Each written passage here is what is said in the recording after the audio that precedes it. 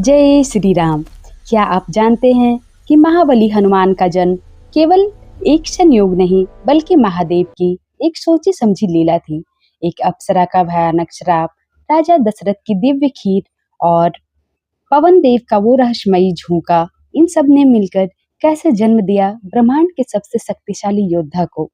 इस वीडियो में आप जानेंगे कि पूजिका स्थला अप्सरा को क्यों मिला वानरी बनने का श्राप, राजा दशरथ की खीर और पवन देव का क्या संबंध है, हनुमान जी को रुद्रावतार क्यों कहा जाता है। ब्रह्मांड अपने सांसें रोके हुए था। अनंत आकाश में एक गहरा आकाशीय तूफान आकार ले रहा था। यह कोई साधारण आंधी नहीं थी, यह एक ऐसे अलौकिक घटना की शुरुआत थी जो हमेशा के लिए दुनिया की किस्मत बदलने वाली थी। इन सब के केंद्र में पूजिका स्थला नामक एक बेहद खूबसूरत अप्सरा थी। वह चंचल, स्वच्छंद और तेज से भरपूर थी, लेकिन एक दुर्भाग्यपूर्ण दोपहर उनकी चंचलता ने एक खतरनाक सीमा पार कर दी। अनजाने में उन्होंने एक परम तेजस्वी, तपस्वी और क्रोधी ऋषि के गहरे ध्यान में विघ्न डाल दिया। आश्रम की हवा जैसे बर्फ की तरह जम गई। ऋषि की आंखें खुली जो पिघले हुए लावे की तरह धधक रही थी।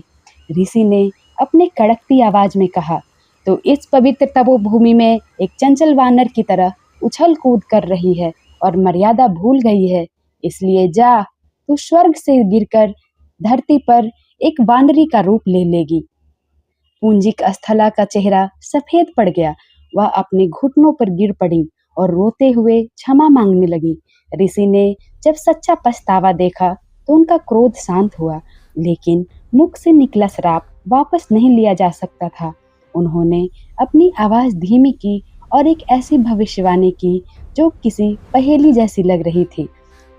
उन्होंने कहा, तेरा यह श्राप तभी खत्म होगा जब तू स्वयं साक्षात भगवान शिव के एक दिव्य और अदम्य अंश को जन्म दोगी।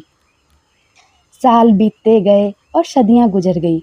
धरती के रहस्यमयी जंगलों में अब पूजिका स्थला को अंजनी के नाम से जाना जाता था, जिनका विवाह वीर योद्धा केसरी से हुआ था।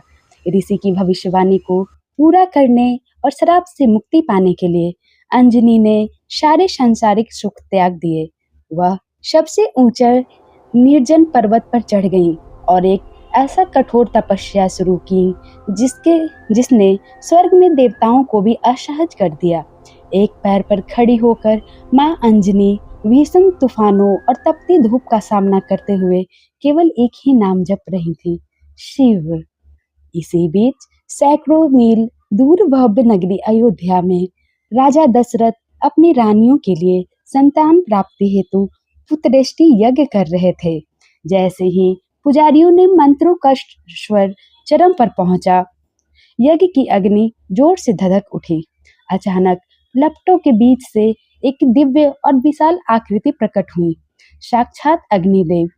उनके हाथों में एक सोने का कटोरा था जिसमें चमकती हुई दिव्य खीर पायस थी। अग्निदेव ने गरजते हुए कहा, हे राजन, इसे अपनी रानियों में बांट दो, और फिर अंगारों में विलीन हो गए। लेकिन नियति की योजना कुछ और ही थी। वह एक अप्रत्याशित मोड़ का इंतजार कर रही थी। जैसे ही राजा ने वह चमकता हुआ प्रसाद अपनी रानियों में बांटना शुरू किया, अचानक बादलों में से एक विशाल परछाई जैसा चील नीचे झपटा। बिजली जैसी तेज गति और अचूक निशाने के साथ उसने हवा में ही उस दिव्य खीर का एक हिस्सा अपनी चोंच में दबा लिया और वापस आसमान की ओर उड़ गया। पूरे महल में हड़कंप मच गया। आखिर वह पक्षी उस दिव्य अंश को लेकर कहाँ जा रहा था? वह पक्षी पहाड़ियों और नदियों के ऊपर से उड़ता गया, अपनी चोंच में उस चमकते हुए खजाने को दबाए हुए। लेकिन वह पक्षी अपनी मर्जी से काम नहीं कर रहा था। वह तो केवल एक महान और अदृश्य योजना की कठपुतली मात्र था। जैसे ही वह पक्षी ठीक उस पर्वत के ऊपर पहुंचा जहां माता अंजनी गहरे और अचल ध्यान में खड़ी थी, अचानक एक भयंकर आंधी उठी। यह पवन देव यानी वायु की देवता थे। हवा के एक सधे हुए तेज झोंके से उन्होंने उस पक्षी को अपनी पकड़ ढीली करने पर मजबूर कर दिया। वह चमकती हुई खीर पक्षी की चोंच से छूट गई और हवा में नीचे गिरने लगी। पवनदेव ने उसे जमीन पर गिरने नहीं दिया।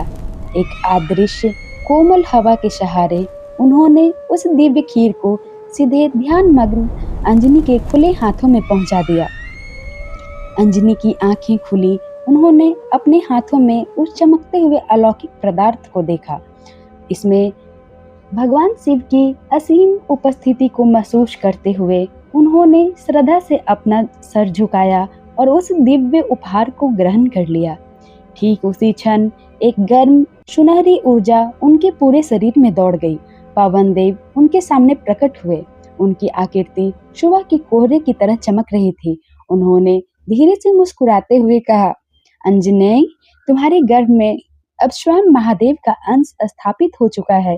तुम एक ऐसे पुत्र को जन्म दोगी जिसके पास असीम शक्ति, असीम गति होगी और उसका हृदय अटूट भक्ति से भरा होगा। और फिर चैत्र मास की पूर्णिमा के दिन धरती एक शांत लेकिन शक्तिशाली कंपन से डोल उठी। एक ऐसे बालक का जन्म हुआ जिनका मुख वानर का था, लेकिन उनका आभा मंडल किसी अजय देवता जैसा चमक रहा था। वह थे अंजनी पुत्र, पवन पुत्र और भगवान के साक्षात 11वें रुद्र अवतार अमर वीर हनुमान। जय श्री राम।